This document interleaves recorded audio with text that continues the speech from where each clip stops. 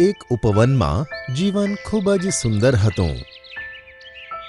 બધા પ્રાણીઓ એક સાથે રહેતા હતા. જંગલની મધ્યમાં પર્વતની તળેટીમાં એક સુંદર તળાવ પણ હતું. તે તળાવમાં હંસ, દેડકા, માછલી અને અન્ય ઘણા જીવજંતુઓ રહેતા હતા. તે બધા ખૂબ જ મૈત્રીપૂર્ણ હતા. તે બધામાં મંટુ મગર પણ હતો. તેને પોતાના પર ખૂબ ગર્વ હતો. તે પોતાને પાણીનો રાજા માનતો હતો. તે બધા સાથે અકળાઈને વાતો કરતો હતો. એક દિવસ એક પક્ષી ઝાડ પર બેસીને ફળ ખાઈ રહ્યું હતું અને ભૂલથી એઠું ફળ તળાવમાં પડી ગયું. પછી શું હતું? આ વાત મંટુ મગરને જરા પણ ન ગમી. તે પક્ષી પર બૂમો પાડવા લાગ્યો. બિચારું પક્ષી ત્યાંથી ઉડીને જતું રહ્યું. પક્ષીના ગયા પછી બંટી રીંછ ત્યાં પાણી પીવા આવ્યું. તેને જોઈને મંટુએ કહ્યું, બંટી, તું તારા મોંથી મારા તળાવને ગંદુ કરે છે. તેથી તું તારા ગંદા મોંને ઉપાડ અને અહીંથી નીકળી જા. મંટુભાઈ, આ તળાવ ફક્ત તમારું જ નથી, આખા જંગલનું છે. ના, તે ફક્ત મારું છે અને તમે બધા મારા તળાવમાંથી પીવા માટે પાણી મેળવો છો તેનો ઉપકાર માનવો જોઈએ. જાઓ, તમારા રાજાને જણાવો કે તળાવના રાજાએ જાહેરાત કરી છે કે હવેથી કોઈ પણ તળાવમાંથી પાણી પીશે તે પહેલા તેને કર આપવો પડશે અને જો તે આવું નહીં કરે તો તેને પાણી પીવાથી બહિષ્કૃત કરવામાં આવશે. પછી શું હતું? બધા ગરીબ પ્રાણીઓ તળાવમાં જતા પહેલા કર સાથે લેવા લાગ્યા. કોઈ મંટુ માટે તાજા રસદાર ફળો લાવે તો કેટલાક લોકો તેને માટે ખાંડની કેન્ડીનો ગઠ્ઠો. અને મંટુ રાજાની જેમ આરામ ફરમાવતો. આ બધું જોઈને મંટુને સારું લાગતું હતું. આમ જ દિવસો વીતી રહ્યા હતા. એક દિવસ ચિંટુ હરણને ખૂબ તરસ લાગી તો તેણે તેની માતા હરણીને કહ્યું, માં, મને ખૂબ જ તરસ લાગી છે. પુત્ર, મંટુને આપવા માટે કંઈ નથી.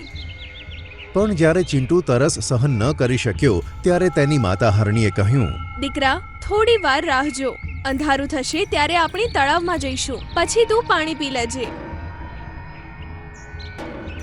પછી અંધારું થતાં બંને તળાવમાં ગયા.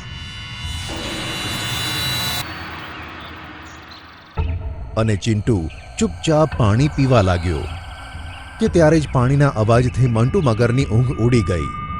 ચિંટુને જોઈને ત્યાં મંટુ ગુસ્સે થઈ ગયો. કેમ રે, તારી આટલી હિંમત? તે પાણીના રાજાના તળાવમાંથી પાણી ચોરવાની હિંમત કરી? હવે જો તને પાઠ ભણાવું છું. અને મંટુએ ચિંટુ પર છલાંગ મારી. આ બધું માં હરણી જોઈ રહી હતી. મંટુએ જેવી ચિંટુ પર છલાંગ મારી તો માતા હરણી વચ્ચે આવી ગઈ. તેણે ચિંટુને તો બચાવ્યો પણ પોતે મંટુના જડબામાં ફસાઈ ગઈ. એ જોઈને ચિંટુએ જોર જોરથી ચીસો પાડી. ચીસો સાંભળતા જ આસપાસના પ્રાણીઓ ત્યાં આવી ગયા. માતા હરણીને મુક્ત કરી પરંતુ ઈજા ખૂબ જ ઊંડી હતી.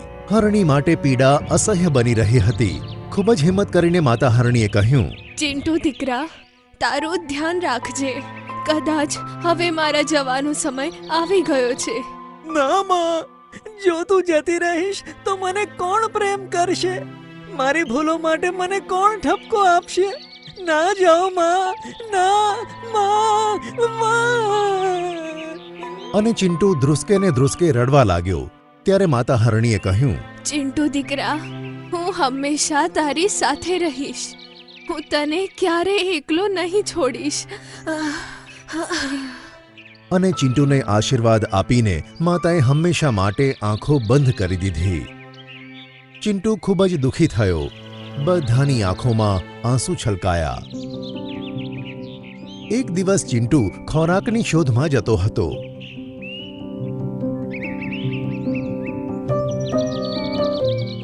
ત્યારે તેણે જોયું કે ડાળી નીચે એક ગાયનું વાછરડું ફસાયેલું છે.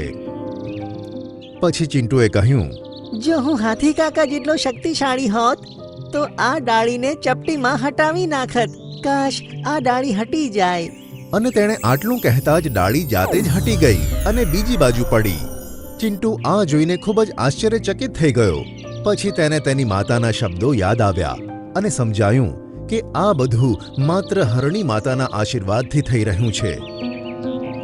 બસ પછી શું હતું? ચિંટુએ જંગલના તમામ પ્રાણીઓને મદદ કરવાનું શરૂ કર્યું. એક દિવસ ભૂકંપ થયો, જેથી પહાડના પથ્થરો હલી ગયા અને નીચે પડવા લાગ્યા. મોટા વૃક્ષો પણ નીચે પડી ગયા. પરંતુ ભૂકંપ બંધ થતાં જ બધા જ પ્રાણીઓ એકબીજાને મદદ કરવા લાગ્યા. ચિંટુએ પણ પોતાના જાદુથી મોટા વૃક્ષો હટાવવાનું શરૂ કર્યું.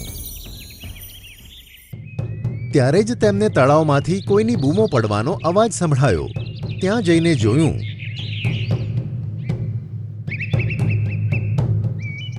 તો મંટુ મગર એક મોટા પથ્થર નીચે દટાયેલો હતો. મદદ કરો, કોઈ મને મદદ કરો. પણ તેની મદદ કરવા કોઈ આગળ ન આવ્યું. આ દુષ્ટ સાથે આવું જ થવું જોઈતું હતું. ભગવાને તેને સારી સજા આપી છે. પોતાને ખૂબ શક્તિશાળી માને છે ને? હવે જો હિંમત હોય તો પોતાને આઝાદ કર. આ રીતે બધા પ્રાણીઓ મંટુની ભૂલો ગણવા લાગ્યા, પણ કોઈ મદદ કરવા આગળ ન આવ્યું. પછી ચિંટુ આગળ આવ્યો અને જાદુથી પથ્થર હટાવ્યો. આ જોઈ મંટુને તેની ભૂલ સમજાઈ અને ચિંટુને કહ્યું, ચિંટુ, મારા કારણે તારી માં તને છોડીને જતી રહી, પણ છતાં તે મને બચાવ્યો. કાશ મારું હૃદય તારા જેવું મોટું હોત તો કોઈને પણ હેરાન થવું પડ્યું ન હોત. અને મંટુ મગરે તમામ વનવાસીઓની માફી માંગી.